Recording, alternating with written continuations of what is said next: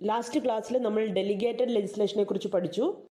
ഈ വീഡിയോയിൽ sub delegation and conditional legislation ഇത് രണ്ടും എന്താണ് എന്ന് നോക്കാം. ലെജിസ്ലേറ്ററിൽ നിന്നും എക്സിക്യൂട്ടീവിലേക്ക് ലോ മേക്കിംഗ് പവർ എക്സ്റ്റെൻഡ് ചെയ്തു കൊടുക്കുന്ന പ്രോസസ്സിനെയാണ് നമ്മൾ ഡെലിഗേറ്റഡ് ലെജിസ്ലേഷൻ എന്ന് പറയുന്നത്.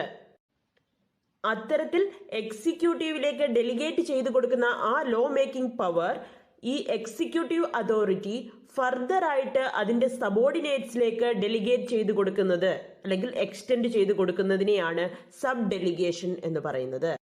That is, sub-delegation means the transfer or transmission of the law-making power from the executive authority to its subordinates.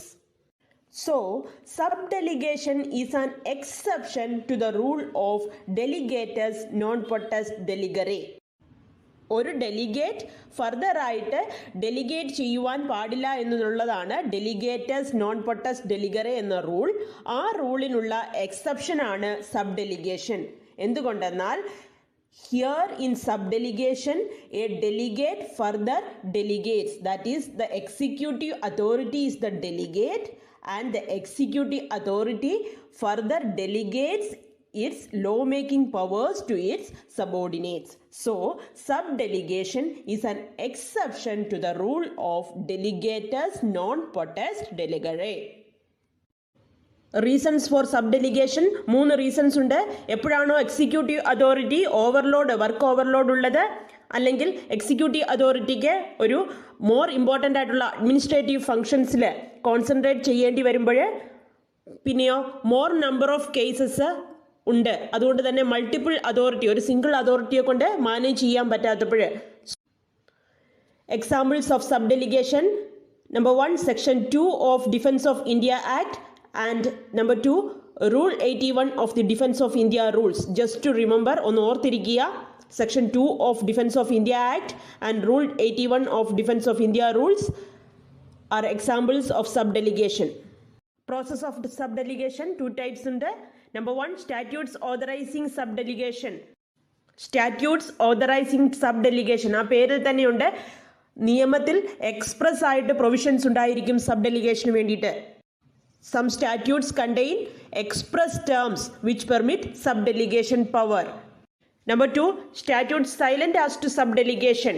Here, express provisions ഇല്ല സ്റ്റാറ്റ്യൂട്ടിൽ, ബട്ട് എക്സിക്യൂട്ടീവ് അതോറിറ്റിക്ക് ഈ അതിലേക്ക് വന്ന ലെജിസ്ലേറ്ററിൽ നിന്നും ഡെലിഗേറ്റ് ആയി കിട്ടിയ ലോ മേക്കിംഗ് പവേഴ്സ് ഫുൾഫിൽ ചെയ്യാൻ കഴിയാതെ വരുമ്പോൾ, ഇംപ്രാക്ടിക്കലായി വരുമ്പോൾ, executive authority may sub delegate. So, in statutes silent as to subdelegation, the statutes do not authorize subdelegation, but when it is impracticable for the executive authority to perform the functions, then the executive authority may subdelegate. Now, conditional legislation. Sometimes legislator ചില കണ്ടീഷൻസോടെ ഒരു law enact ചെയ്യും. ആ കണ്ടീഷൻസിൻ്റെ ഫുൾഫിൽമെൻറ്റിൻ്റെ ഡേറ്റോ ടൈമോ അല്ലെങ്കിൽ രണ്ടുമോ ഗവൺമെൻറ്റിന് executive അതോറിറ്റിക്ക് decide ചെയ്യാം. Legislator law enact ചെയ്യുന്നു, but കുറച്ച് കണ്ടീഷൻസിൻ്റെ ഫുൾഫിൽമെൻറ്റ് ആവശ്യപ്പെടുന്നു. ആ കണ്ടീഷൻസിൻ്റെ ഫുൾഫിൽമെൻറ്റ് എവിടെ നടക്കണമെന്നോ അല്ലെങ്കിൽ ഏത് ഡേറ്റിൽ നടക്കണമെന്നോ എന്ന് ആർക്ക് ഡിസൈഡ് ചെയ്യാം? ഗവൺമെൻറ്റിന് ഡിസൈഡ് ചെയ്യാം. അതിനെയാണ് കണ്ടീഷണൽ ലെജിസ്ലേഷൻ എന്ന് പറയുന്നത്. Sometimes the legislator may enact a law whose prospective operation, either in time and place or both, depends on the fulfillment of a condition. The condition is laid down by the legislator and the discretionary power to decide the date and place of fulfillment is given to the government. So we can say in conditional legislation the law is complete in itself, but certain conditions are laid down as to how and when the law would be applied by the delegatee, that is the administrative authority. Conditional legislation law complete ആണ്. ആ ലോയുടെ ആപ്ലിക്കേഷന് ചില കണ്ടീഷൻസിൻ്റെ fulfilment നടക്കേണ്ടതുണ്ട്. ആ കണ്ടീഷൻസിൻ്റെ fulfilment ഏത് പ്ലേസിൽ നടക്കണമെന്നും എപ്പോൾ നടക്കണമെന്നും ഗവൺമെൻറ്റിന് decide ചെയ്യാം.